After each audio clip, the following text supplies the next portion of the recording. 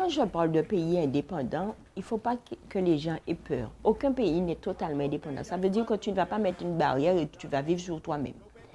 Alors, la notion d'indépendance, c'est pouvoir décider de ton avenir, ton devenir, ta façon de régir ta cité, de partager, d'échanger avec les gens de chez toi comme les gens de l'extérieur. Donc, ce qui veut dire que même si la Guadeloupe deviendrait indépendante, il y a le commerce qui va continuer, il y a toutes sortes de choses qui vont continuer. Mais ça sera vu par nos propres yeux, pour nos intérêts personnels, pour notre population. Il faut que les gens comprennent ça et c'est ce que fait la France. Et la France a dit qu'il ne faut pas faire de communautarisme alors que c'est eux qui ont mis en place l'Union européenne. D'accord? Ils se sont mis entre eux, ils sont dans le communautarisme total, ils ont un trio. D'accord? Et à partir du moment où tu n'es pas avec eux, eh bien c'est la guerre, c'est ceci, c'est ça. Et on vit actuellement une grande période de guerre puisque la Russie est à la porte de l'Europe et ça pose problème. Alors que ça fait des décennies qu'il y a la guerre dans d'autres pays, ça ne les intéressait pas, c'était loin de leurs yeux. Mais là, avec l'Ukraine, on comprend la problématique. Alors, je veux parler d'Haïti en tant que pays indépendant parce que grâce à Haïti, nous avons bénéficié de notre première condition d'homme libre. D'accord? En 1802, quand on décide de nous remettre en esclavage, il faut savoir que 1794 a existé. Et 1794, où la Guadeloupe va devenir un pays indépendant.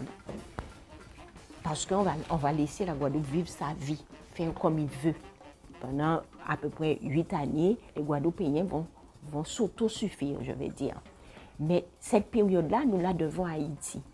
Et les Haïtiens qui s'étaient révoltés, qui sont devenus pays indépendants par la suite, nous ont permis de comprendre qu'on pouvait être nous-mêmes. Nous ont permis de jouir d'une liberté aussi courte elle a pu être, nous a permis de comprendre, nous pas faire la guerre entre nous. Nous vivons. Et quand ils vont rétablir l'esclavage en 1802, c'est pour nous donner une leçon. Et en 1802, l'esclavage rétabli. Imagine-toi qu'un enfant qui a 8 ans, qui n'a jamais connu l'esclavage, à 8 ans, tu les mets sous des chaînes dans ce pays de Guadeloupe. Imagine-toi ce que ça fait comme ravage. Et si tu le mettais dans des chaînes de façon gentille, mais ils vont faire toutes les atrocités qu'ils n'avaient pas réalisées avant. Parce qu'il faut reconditionner les gens, puisque les gens ont connu la liberté. Donc, ils vont faire pire que ce qu'ils ont fait avant pour que tu puisses bien comprendre que tu es un esclave et que tu dois le demeurer. Et pendant cette période-là, jusqu'à 1848, de 1802 à 1848, nèg qui levé combat, qui tué moun, qui brûlé champ, qui fait toutes sortes de qualités bien pour joindre là, nous peut ça parler. Pour joindre là, nous peut ça ni on d'autres morceaux à liberté. D'accord? Donc, c'est ça qu'il faut nous comprendre. Et tant qu'on ne va pas comprendre ça, on va rester des sujets de la France, des sujets du béquet, des sujets créoles. Donc, c'est pour ça que moi, je dis tous les jours, la liberté, ce n'est pas quelque chose qu'on donne, c'est quelque chose que tu arraches. Parce qu'à partir du moment qu'on te donne, eh bien, on te dit tout simplement, en bas, on favait, son favait en bas.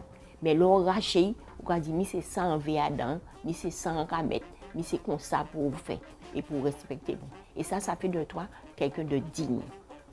Les indépendantistes qui se sont battus dans les années 80, qui ont mis des bombes, qui ont peut-être coûté des vies, je ne dis pas le contraire parce que les gens disent ça, mais quand ils ont mis des bombes, ils se sont rassurés qu'il n'y avait personne. La curiosité de certains ont fait qu'ils ont perdu leur vie, mais simplement, quand ils ont mis des bombes dans des endroits stratégiques et spécifiques, c'était tout simplement pour montrer qu'on n'avait pas besoin nécessairement de ça pour vivre en Guadeloupe.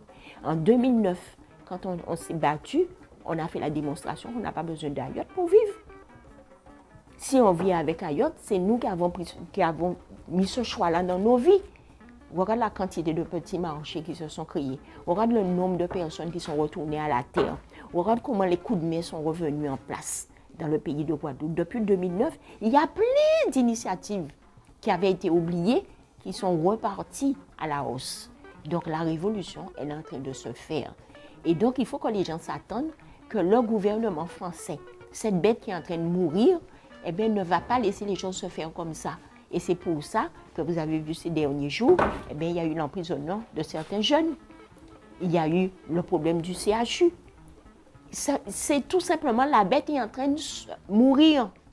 Et comme elle se meurt, il a foutu des coups de pied en tout sens parce qu'il n'a pas envie. Bon. Mais comme il a couché, là il couché, hein. C'est double misère, double bataille, mais il a couché. Alors, la France est le seul pays du monde à avoir rétabli dans ce pays de Guadeloupe 2 fois l'esclavage. Alors que les autres sortaient de l'esclavage, elle rétablissait 2 fois l'esclavage. Donc, comment une personne peut me dire aujourd'hui que c'est le pays des droits de l'homme, c'est le pays de la liberté et que c'est le pays qui aime toutes les nations du monde, alors que c'est elle qui, dans tous les pays du monde, s'organise pour qu'il y ait des problèmes. Alors, ce sont des réflexions qu'il faut mener. On est en 2022, nous partimos de bataille à l'humanité. Nègre fait l'humanité, nègre fait puissance à l'humanité. Et j'attends qu'un nègre fait pour nègre. Nous ne sommes pas les enfants d'une couche autre que celle de l'humain. Nous ne sommes pas d'autres que nous-mêmes. Nous avons fait pour les autres. Il est temps que nous fassions pour nous. Et est-ce que tu peux nous expliquer un peu qu'est-ce qui se passe au CHU en ce moment? Alors, qu'est-ce qui se passe au CHU? C'est la résultante de Macron, hein, de la décision d'un gouvernement qui a envie de revenir à la royauté et de revenir à des valeurs inhumaines. Et ça, c'est la République en marche. Hein, et ça, c'est vraiment ça. Des lois qui ont été votées par des gens par le passé pour la vie de la cité sont de plus en plus bafouées. Le droit au travail, le droit à posséder ce qui t'appartient, déjà ne serait-ce que ton corps, etc., etc. Donc, ce sont ces lois que M. Macron a mis en avant pour arriver à la vaccination forcée et obligatoire. C'est vrai que la vaccination a toujours été quelque chose d'obligatoire parce que quand tu étais petit, il y a des vaccins qu'on te donnait depuis à la naissance et ceci et cela. Mais ces vaccins-là avaient une fiabilité puisque tu savais comment on les avait fabriqués. Pardon, il y avait un mode d'emploi, il y avait toutes sortes de choses. Tandis que les nouveaux vaccins faits en quelques jours, là, a mis une suspicion dans la tête, ce n'est pas simplement des Guadeloupéens, à l'international.